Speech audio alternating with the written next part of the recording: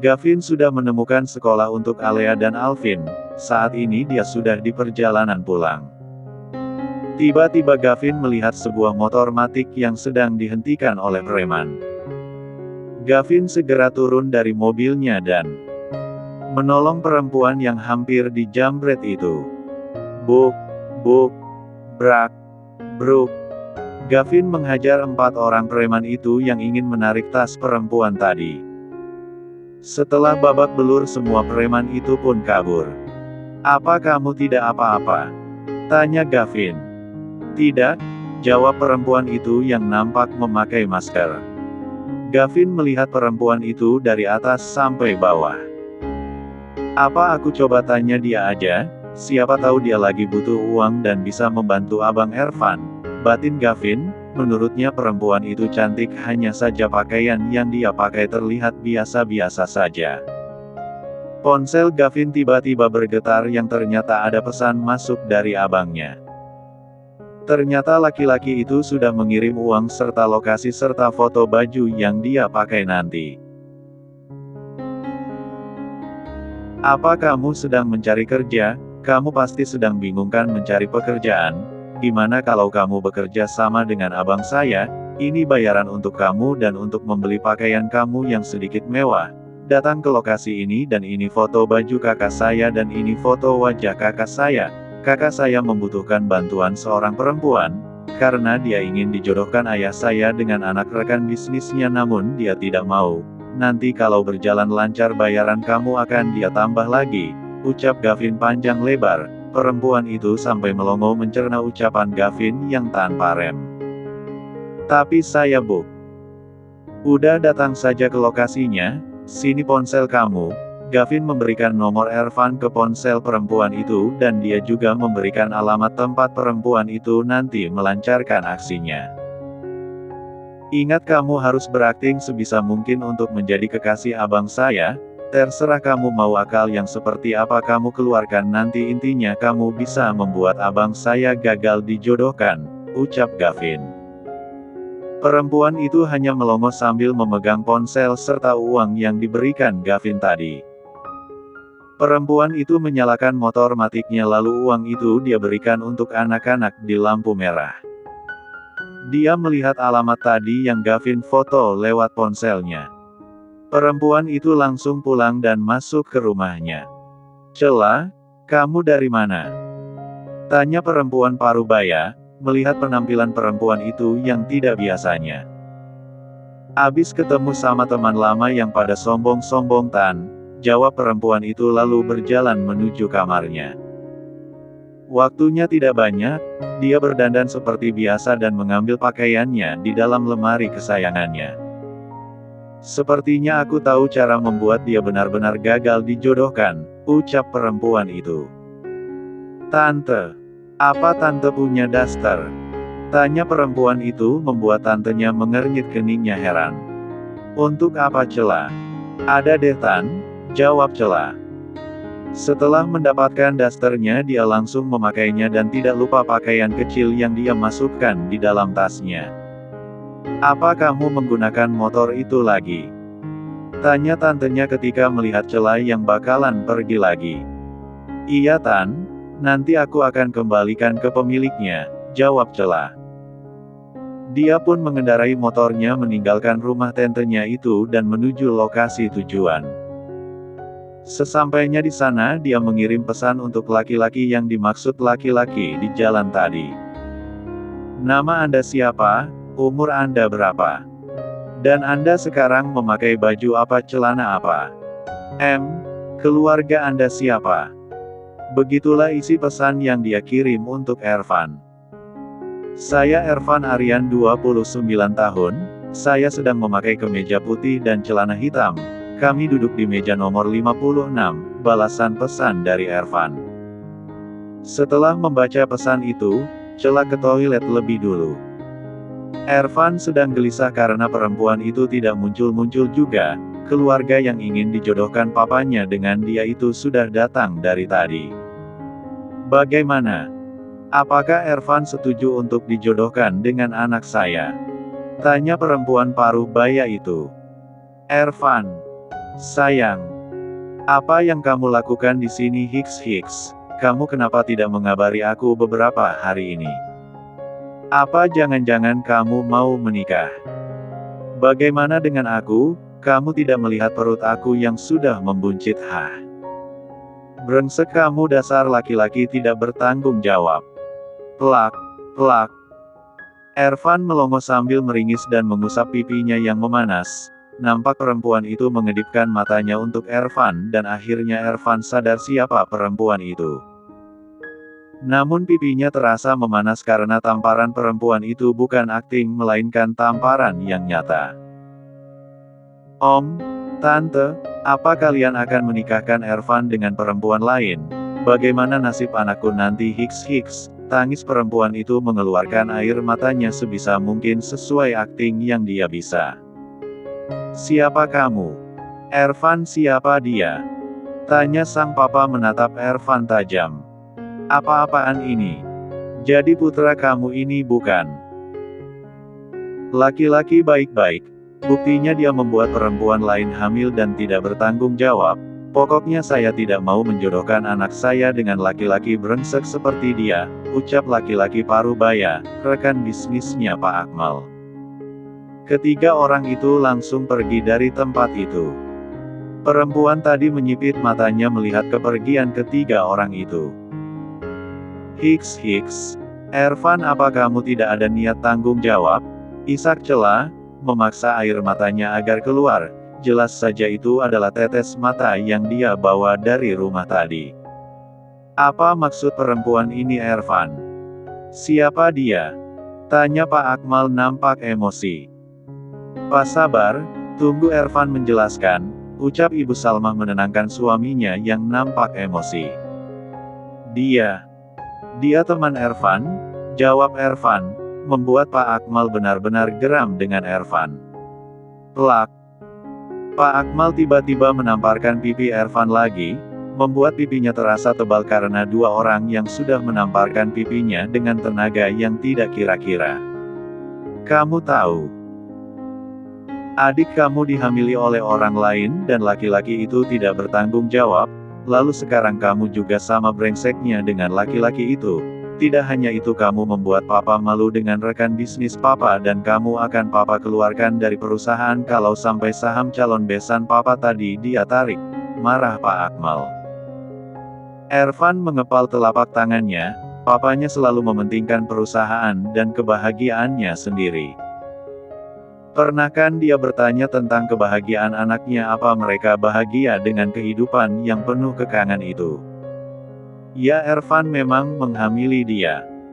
Puas papa sekarang, lalu apa yang papa mau sekarang? Tanya Ervan sudah tersulut emosi, menurutnya sang papa sangat egois dan Ervan tidak memperdulikan lagi nama baiknya di perusahaan nanti, walaupun dia tersebar telah menghamili seorang perempuan.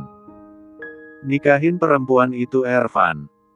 Jangan membuat papa malu kesekian kalinya, bentak sang papa.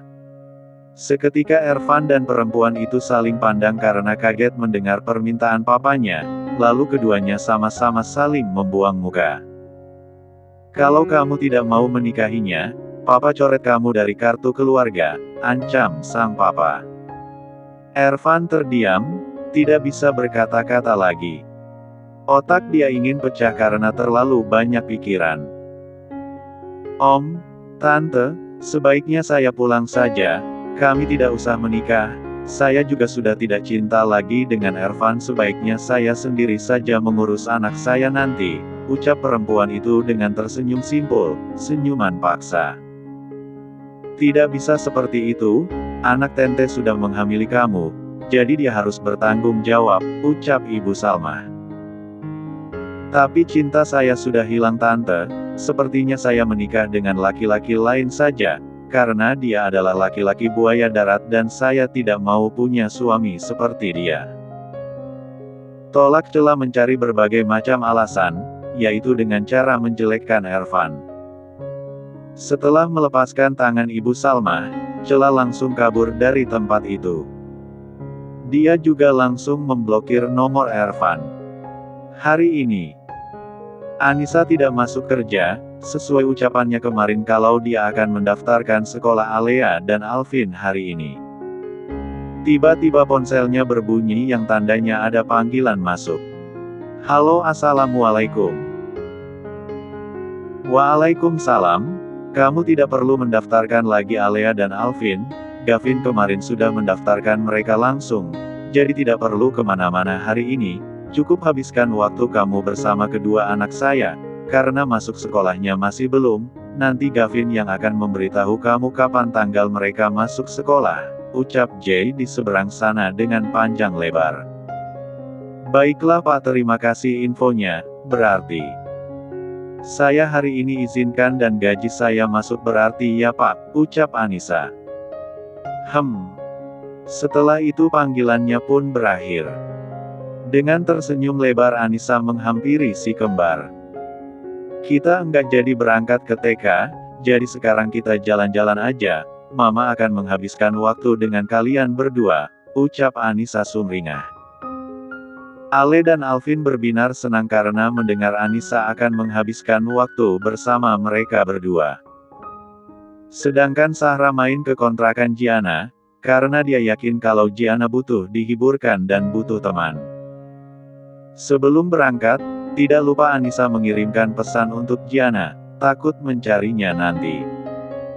Anissa membawa kedua bocah itu jalan-jalan ke mall masuk taman hiburan agar otak sedikit fresh. Bukan hanya kedua bocah itu yang bermain tapi Anissa juga ikut. Setelah itu mereka bertiga makan. Mama, nanti beli es krim ya, Ale mau es krim, ucapnya sambil memainkan puppy eyes-nya untuk merayu Anissa. Nanti gigi kamu ompong kalau makan es krim terus. Makan es krim boleh tapi seminggu sekali aja, ucap Anissa. Karena biasanya tukang es krim mangkal di sekitar kontrakan mereka itu, sudah pastinya Alea dan Alvin membelinya. Sekali aja mah, boleh ya, rayu Ale dengan wajah memelas. Alvin pun tiba-tiba sama. Alvin mau es krim juga ya ma, ucap bocah itu ikut memelas juga. Akhirnya Anissa lulus melihat wajah memelas keduanya. Baiklah, jawab Anissa. Yeay, sayang mama banyak-banyak, ucap Alea tersenyum manis. Alvin juga sayang mama, ucap Alvin sambil tersenyum kecil. Tidak lama makanan pesanan mereka pun datang. Tiba-tiba seseorang muncul dan menarik kursi di depan Anissa membuat Anissa kaget melotot. Kok, Bapak bisa ada di sini? Tanya Anissa terheran-heran. Kamu tidak tahu, kalau di jam tangan putra tampan saya ini lokasinya aktif, jawab Jay sambil tersenyum simpul. Anissa melotot melirik jam tangan Alvin, dia baru sadar kalau Alvin punya jam tangan. Kapan Alvin beli itu? Tanya Anissa pelan. Belinya waktu diajak papa jalan waktu itu ma, jawab Alvin. Sang papa selalu mengingatkan dia untuk memakai jam tangan itu, takut saja si Nia tiba-tiba keluar dari penjara dan berbuat nekat. Lalu, untuk apa bapak ke sini? Kami sedang jalan-jalan menghabiskan waktu, bapak mengganggu saja, celetuk Anissa membuat Jay menatapnya nyalang. Berani sekali perempuan itu mengatakan dia seorang pengganggu. Ale, Alvin, apa menurut kalian Dedi adalah seorang pengganggu? Tanya Jay menatap kedua anaknya. Mereka berdua menggeleng, membuat Anissa mengernyit keningnya heran. Tumben kedua bocah itu berada di pihak papanya. Apa kamu melihat? Mereka berdua menggeleng kepalanya. Artinya saya bukan pengganggu, ucap Jay lalu tersenyum smirk. Setelah selesai makan, mereka membeli jajanan dan belanja kebutuhan lainnya. Aji mumpung menurut Anissa, karena dia akan meminta Jay untuk membawa barang belanjaannya itu, sedangkan dia memegang tangan kedua bocah itu. Nanti mampir beli es krim si Weyama, dat, ucap Alea dengan wajah sumringah penuh harap. Apa kamu selalu memberikan kedua anak saya es krim? Tanya Jay menatap Anissa tajam. Jangan salahkan Mama Dat, biasanya kami beli sendiri di dekat rumah. Mama melarang tapi kami ingin, ucap Alvin membuat Jay terdiam. Sudahlah, dia tidak akan bisa menyalahkan Anissa karena kedua bocah itu sudah pasti jadi garda terdepan Anissa. Seketika Anissa tersenyum lebar karena Alvin membelanya dari bosnya yang menyebalkan itu. Apa kalian tidak ingin bertemu Om Dakan?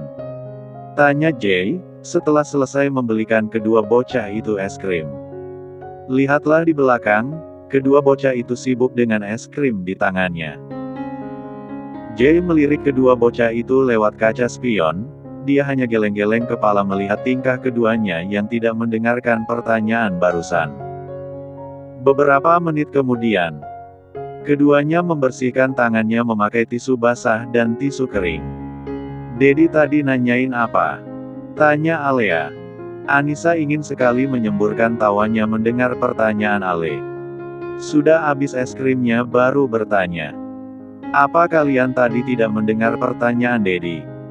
Tanya Jay. Keduanya menggelengkan kepalanya. Dengar, tapi tidak dengar, jawab keduanya membuat Jay hanya bisa menghela nafasnya panjang. Harus ekstra bersabar bila sudah berhadapan dengan kedua bocah itu. Apa kalian tidak kangen dengan Om Dakan? Om Dakan sudah pulang dari luar negeri, ucap Jay. Oh, jawab keduanya hanya berohria, tidak ada ekspresi lain, seperti senang sedih terharu. Kenapa kalian berdua hanya berohria? Tanya Jay heran. Apakah Alvin harus salto dat? Jawab bocah itu, membuat Anissa menutup mulutnya yang ingin tertawa. Akhirnya mobil Jay pun sampai di depan kontrakan. Setelah mengantar ketiga orang itu, dia pun pergi lagi ke kantor. Karena pekerjaannya ada yang belum selesai. Di rumah orang tuanya, Gavin bingung mendengarkan papanya yang memarahi Ervan agar bertanggung jawab dengan perempuan yang hamil itu. Perempuan itu apa sudah stres ya? Diminta akting yang bagus tapi malam pura-pura bunting. Astaga, kalau aku jadi abang Ervan, bisa langsung masuk rumah sakit. Tamparannya mereka enggak main-main. Tuh cewek kayak punya dendam aja nampar pipi Bang Ervan sampai memar gitu. Mana nomor abang aja dia blok lagi. Jadinya tidak tahu perempuan itu tinggal di mana. Bukannya mengurangi masalah, perempuan itu malah memperbanyak masalah. Batin Gavin. Dia jadi ikutan stres gara-gara ulah perempuan itu. Di mana perempuan itu tinggal Ervan? Tanya sang papa menatap nyalang Ervan dan Gavin bergantian. Ervan enggak tahu pak, sebenarnya perempuan itu bukan siapa-siapanya Ervan. Ervan tidak menghamilinya, ucap Ervan jujur. Kamu jangan jadi anak kurang ajar Ervan, kamu ingin membuat keluarga kita tambah malu. Katakan di mana perempuan itu tinggal? Tanya sang papa. Ervan dan Gavin saling pandang, Gavin menggeleng kepalanya tanda dia juga tidak tahu. Membuat Ervan hanya bisa menggaruk tengkuknya yang tidak gatal. Gavin melacak nomor ponsel perempuan itu, namun tidak bisa. Siapa perempuan itu sebenarnya? Apa dia bukan orang biasa? Seharusnya aku bisa melacak keberadaannya, batin Gavin. Ervan, Gavin, cari keberadaan tempat tinggal perempuan itu dan Ervan harus menikahinya. Cukup saja Sahra sudah membuat keluarga kita malu Ervan, jangan jadi laki-laki pengecut, hardik sang papa. Pa, tapi Ervan benar-benar tidak mengenal perempuan itu, apalagi menghamilinya, jawab Ervan. Papa tidak mau tahu, kalian berdua harus membawa perempuan itu ke rumah. Bagaimana kalau dia melahirkan di jalan sana, sentak sang papa. Apakah Sahra juga seperti itu di luar sana? Lirih Pak Akmal, tiba-tiba raut wajahnya berubah sedih. Ervan dan Gavin langsung saling pandang. Apa adik kamu tidak ada kabarnya Gavin? Tanya Pak Akmal. Tidak ada Pak, jawab Gavin datar. Ya sudah, cari perempuan yang sudah kamu hamili itu Ervan, secepatnya kalian berdua harus menikah, ucap sang papa datar lalu meninggalkan Ervan dan Gavin di ruang tengah yang sama-sama melongo. Ini semua gara-gara kamu, Vin. Siapa perempuan yang kamu sewa itu? Kenapa malah jadi datang-datang yang bunting? Tanya Ervan sambil mengusap wajahnya kasar. Makin hari bisa gila dan masuk rumah sakit jiwa dia. Aku ketemu dia di jalan, Bang, karena aku yakin dia butuh uang cepat. Ya udah deh, aku kasih dia uangnya terus menjelaskan apa yang harus dia lakukan, jawab Gavin. Kamu menjelaskan yang kayak gimana? Jangan-jangan kamu meminta dia untuk jadi bunting, hah? Tanya Ervan menatap adiknya nyalang. Enggak ada, Bang, swear. Aku cuman meminta dia berakting sebaik mungkin, jawab Gavin. Sudahlah, Papa sudah terlanjur percaya dengan akting perempuan gila itu. Sekarang kita harus melakukan apa? Bingung Ervan. Ya, cari perempuannya terus abang harus menikahinya, jawab Gavin santai tanpa dosa dan tanpa beban. Ervan hanya bisa melotot mendengar jawaban adiknya yang seenak jidatnya itu. Siapa yang mau menikah dengan perempuan yang sepertinya enggak waras itu, kesal Ervan. Jangan-jangan dia jodoh abang yang baru dikirim Tuhan? Wah, abang harus mencarinya dan menikahinya nih, ucap Gavin sengaja membuat abangnya marah. Aku pergi dulu, Bang, ada urusan, abang cari sendiri aja perempuan itu, ucap Gavin santai langsung melenggang pergi.